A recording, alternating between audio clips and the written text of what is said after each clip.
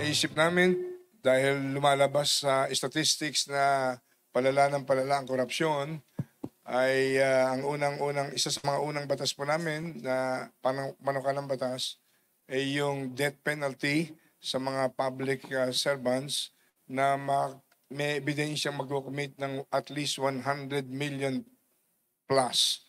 Sapagkat ang death penalty po ay bagamat generally ako po ay hindi sang-ayon dito nung una dahil ang bankrupt judicial system natin ay hindi pa gaanong nabibigyan ng kalutasan.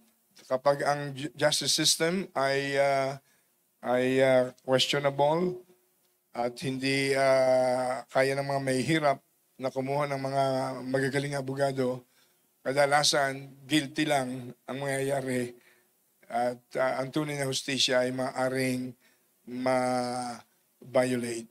Pero naniniwala kami na justice and righteousness are the foundation of God's throne or every seat of power.